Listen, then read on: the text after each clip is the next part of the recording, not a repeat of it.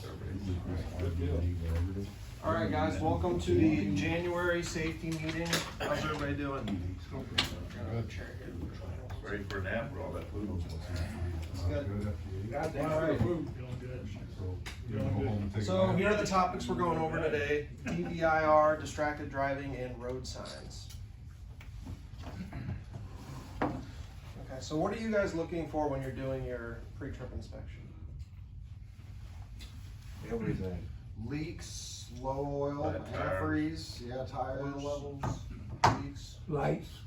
lights, Bill. good stuff. Make sure you guys get all that good stuff in. Okay, so here's our introduction. Vehicle inspections aren't optional, they are required by law. So make sure you're doing one every time. So conduct a walk-around inspection, check headlights, auxiliary lights, four-way flashers, check the stoplights and turn signals, check the engine compartment, adjust seats, mirrors, interior, make sure that your mirrors are all in a good place where you can see everything and don't really have a big blind spot.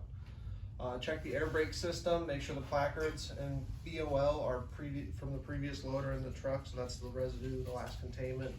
You wanna make sure you have all that good stuff. So costs. There are times when are there times when a rush driver feels like they're helping operations? So I know you guys might feel like you're doing us a favor by rushing through, but you guys really need to be taking your time and going through this stuff because it'll end up costing us more in the long run. That could be a citation cost, getting put out of service, breaking down, and we want to make sure that we're fueling in the yard to reduce wear on the fuel filters.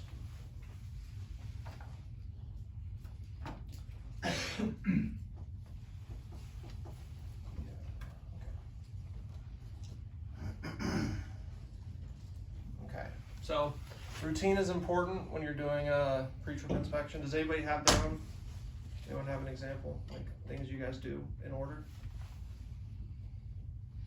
I started the driver's side and walk around it, that's all I do. There you go. Anybody else? Okay. So defects, we want to make sure that we're noting our defects, so that could be something little or something big, you know, but you need to be writing a note so that the next person who hops in the truck doesn't just take off. And we want to make sure that we're not putting it into our DVIR in case we get cited or get pulled over and an inspection happens. So you want to contact one of your maintenance people, you want to leave a note, and yeah, do everything you can to make sure that the next guy doesn't get in trouble. Okay. So inspect them on the same time, or inspect them in the same order each time.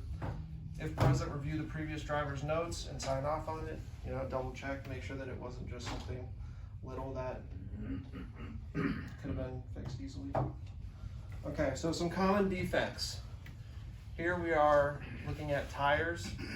If they're low, it's usually because of the cold weather. So make sure that your tires are nice and aired up. So cracked brake shoes are another big one. When it gets icy and cold, they stick. So we want to make sure that we're letting the truck warm up and you're getting your air. And I mean, this is just little stuff that could save you in the long run. Okay, so here we got rubber brake lines. So you want to do an air brake test, air leaks, glad hands, brake shoe depth wear, look for wear. Make sure no ABS lights are on. So don't have silly little violations that invite a DOT guy to come in and give you a full inspection. Anybody have any questions? Yeah, they won't be doing no brake shoe depth, nothing like that. But when they leave a note in the truck, we've seen it where no one else used the truck that day. Mm-hmm. So they come back in at night and the note's still hanging in the truck and we don't know it because we don't check every truck every day. So maybe if they could put a note on the board to catch our attention. We had a truck sit there all day one day with a note in it. Well, Red and I didn't know it, and another driver never got in the truck, so maybe if they put a note in the truck and stick one to the board, then we'll be on it. So That's what you want. communication's It would our be best nice friend, to have guys. one each place. Okay, We they'll will- just put them in the bill box and put them on the cork board? Yeah. Put it on the cork board, DVR. text, call, make sure that it's known. Cause we don't wanna come up on a Wednesday where we got everybody working, and then all of a sudden we have 2 trucks that can't run. The DVR book. Alright, distracted driving. On average, over 3,000 people are killed due to distracted driving annually.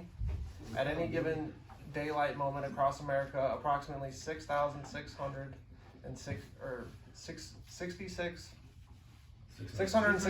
sorry guys, are driving or using cell phones or manipulating electronic devices while driving, and that number has held steady since 2010.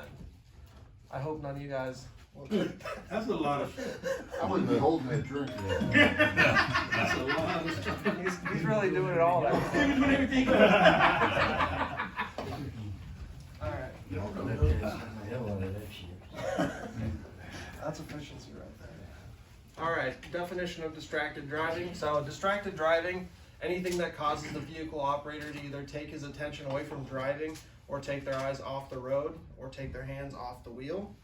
So there's 3 types of distraction. There's visual, manual, and cognitive. So just because your hands are on the wheel, but it could be that the lights are on and nobody's home. You're just kind of staring off into space. So we need to make sure that we are paying full attention and we're focusing on the road. So other examples could be drinking or eating. So you have to have at least one hand on the wheel and be paying attention.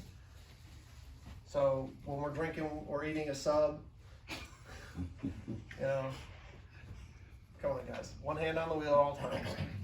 All right, so definitely I wouldn't expect any of you guys to be reading the paper, but directions. So I preach on knowing where you're going beforehand and kind of planning your route, so you're not looking up directions later on. Or I understand if there's a traffic jam and you know you might have to get off, but checking emails, anything to do with your phone is a no-go. So also another thing is you want to make sure you're not sleepy or tired or drowsy. They say that if you're sleepy or drowsy, it's pretty much the equivalent of being intoxicated or being drunk. Get up and go home. Even talking on the cell phone or texting, those are big distractions.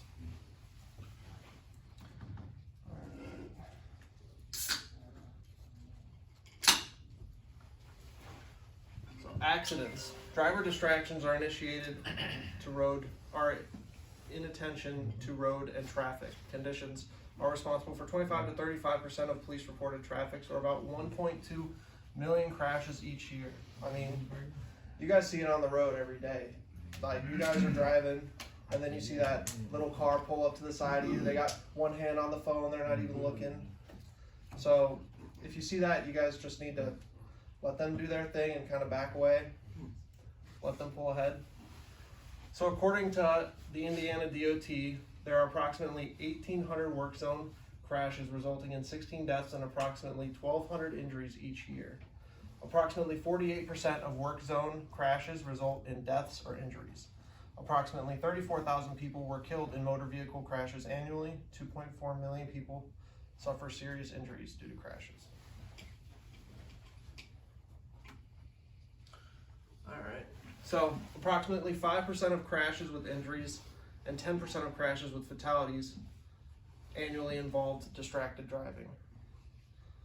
Of those killed, 385 involved reports of cell phone as a distraction, 12% of fatalities and distraction-related crashes. Sorry, a lot of D's there. Also, per the NHTSA, approximately 3,000 killed on the U.S. roadways annually due to distracted driving, approximately 387,000 injured. 25% of all motor vehicle crashes involve a cell phone. That's one out of 4 crashes. So there's an absolute ton of people. There's an absolute ton of people using their phones and driving. Cell phone use in motor vehicle crashes cause an average of $10 billion in damage. 75% of drivers using cell phones commit traffic violations. I mean, you guys see them swerving all over the place.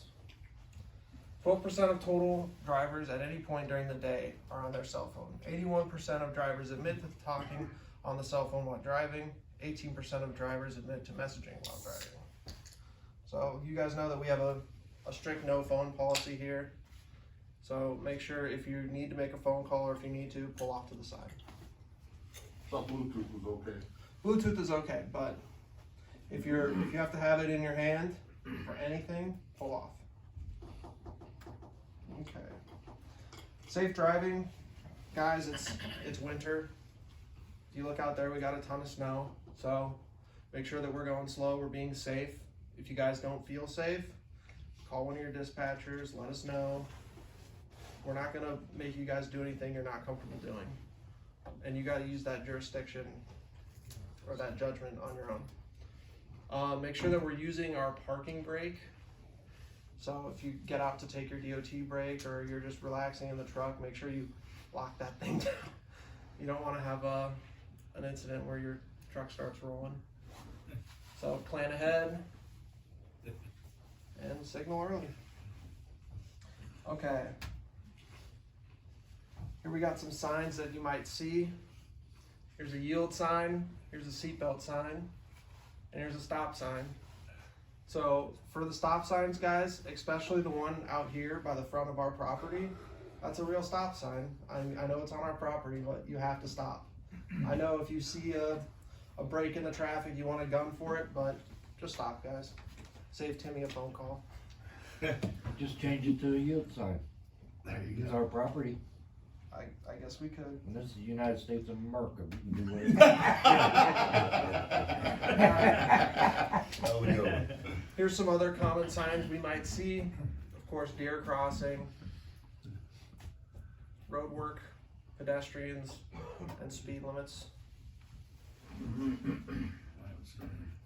Alright, some laws to remember. Indiana's a hands-free state. Click it or ticket and move over for emergency vehicles.